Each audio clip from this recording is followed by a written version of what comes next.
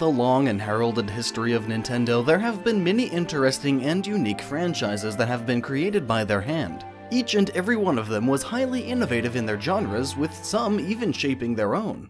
The Legend of Zelda pioneered the adventure genre, giving the masses a compelling story that they had never seen in gaming before. Metroid would further innovate on the platformer genre, adding horror and exploration elements into the mix. On top of all these sat Mario, everyone's favorite plumber, the character and franchise that had revitalized the platformer genre and even the gaming industry as a whole. But these were just a few of their successes. Some franchises, for a time, just got left behind. Fire Emblem was one of them. A series that starkly contrasted with the cartoony and lighthearted characters Nintendo was known for, Fire Emblem would brave new ground with a darker setting and even more devious gameplay. A brutal franchise for only the most hardcore of gamers. For a time, no one outside of Japan even knew of its existence, let alone how it was created. But with the series' rising popularity and newly christened mainstream status, maybe it's time to shed some light on the matter. A story of swords, dragons, and one man backed by an entire company begins.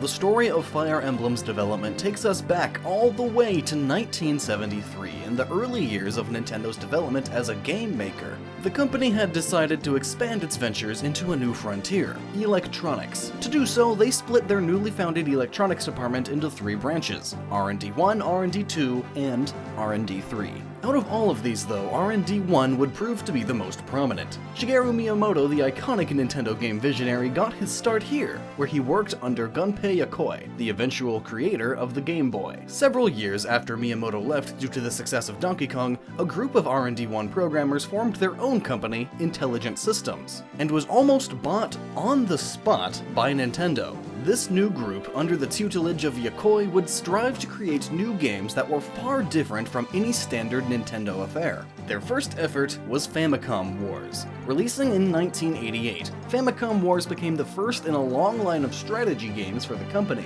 Taking control of two warring nations, Red Star and Blue Moon, players were tasked with fighting off the enemy faction and destroying their headquarters completely.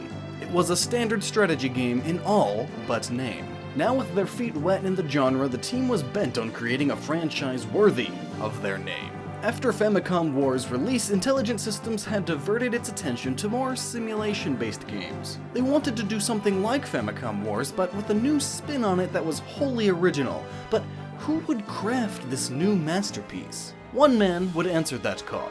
A man by the name of Shozo Kaga. His idea was never meant to be a commercial project according to him, but he still had a vision, and with it a vast knowledge of game design to boot. Shozo quickly put the studio to work to develop his creation. Along with him, his team would consist of game designer Tohru Naharino, characters designed by Daisuke Zuka, and the iconic music provided by composer Yuka Tsujiyoko. Unlike Famicom Wars before it, Shozo's game would add new mechanics to differentiate itself from its predecessor and other strategy games on the market, combining the strategy and role-playing genres' inner workings to mold its own unique hybrid.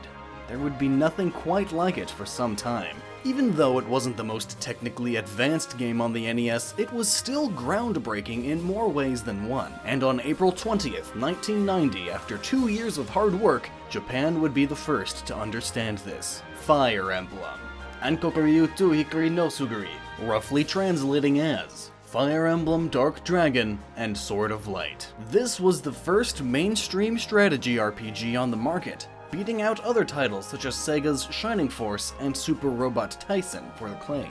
Fire Emblem also ditched the modern military setting that Famicom Wars was known for and decided to go for an environment set in medieval times, with swords, magic, and fantastical beasts throughout. Its story would follow this fantasy route too. Our lead protagonist was Marth, a prince of the nation Altea. All is well in the kingdom until the neighboring kingdom of Deluna attacks, forcing Marth to become an exile in the nation of Talis. With his sister Elise taken hostage and his father killed by the evil priest Garnif, Marth must gather an army to retake his homeland and find the sacred sword Falchion, and the mysterious Fire Emblem, to vanquish a resurrected Medeus once and for all. Fire Emblem was a remarkable story for its time, with few games being able to hold a candle to it. Games with stories were hard to come by at the time, but the unique battle system that Fire Emblem had was even scarcer, but it still held close to its roots in a few ways. Fire Emblem's system was similar to Famicom Wars, with battles being totally automatic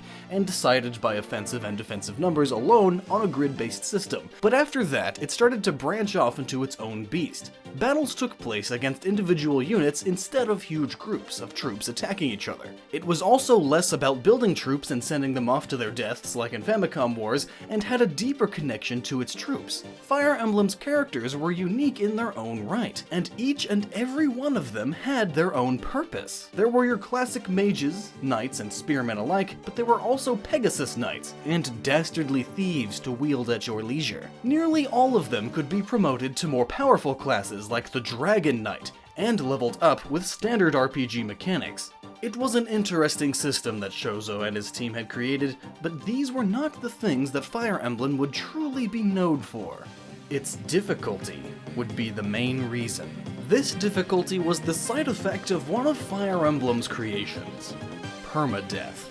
Permanent death, or permadeath as it's so affectionately called, meant that when a character fell in battle, he was dead for good. There was no way to bring him or her back from the brink. This, of course, affected the story tremendously, with cutscenes changing depending on who lived or died, with some of them not appearing at all if someone was lost. Fire Emblem became a careful dance with death as you tried your very best to keep your favorite characters alive and kicking. Death wasn't the only form of difficulty, however. Enemies were ruthless in their tactics. The arena forced you to risk both life and limb for a reward. You couldn't save in the middle of a chapter, and the victory condition of every chapter required you to have Marth in the lead. Fire Emblem was one of the most difficult games of its era, and proved to be a great challenge for gamers. After the game's release, sales remained flat for a time. A new IP had just released, and no one had heard of the new kid on the block. 2 months later, with word of mouth at a fever pitch,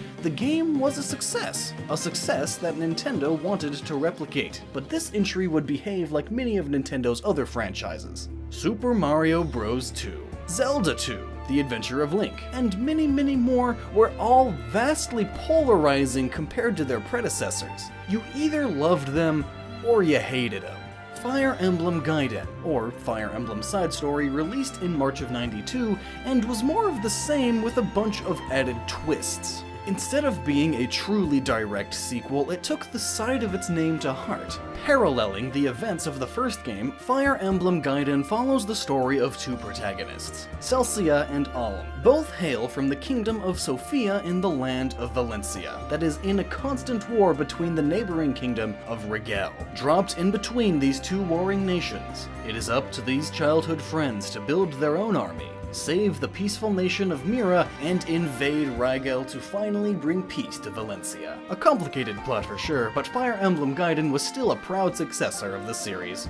While many things changed, some decided to stay the same. Comparing battles between the first two games, it wouldn't be hard to mistake one for the other, but a deluge of RPG elements would try to help it stand on its own. Instead of a whole slew of battles spread across a linear world map, Gaiden introduces a navigatable world, where each step represents a new location, such as classic Fire Emblem battles, as well as town exploration, similar to other iterations of the genre.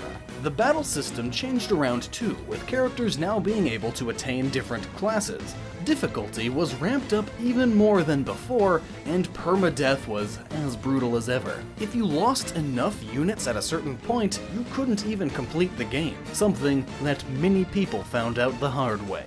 Fire Emblem Gaiden was even tougher to beat than the original Fire Emblem, and that was saying something.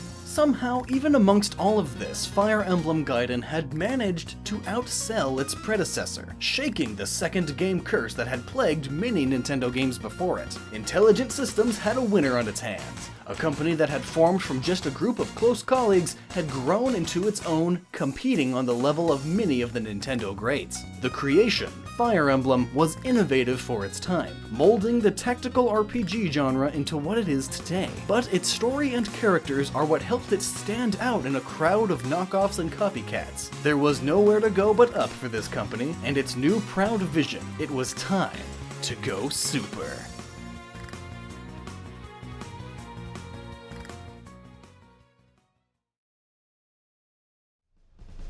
Hello dear viewer, and thank you for watching another episode of Chronicles. If you enjoyed hearing about the origins of Fire Emblem, be sure to leave a like and subscribe for something new every week. But who am I? Well, I'm Lockstin, the main voice for Chronicles of Gaming. If you want to learn more about gaming with theories and reviews alike, then check out my channel here for more. So what did you think about the creation of Fire Emblem? And are you going to try to play the originals after watching this video? Chris and I would love to hear what you have to say in the comments below.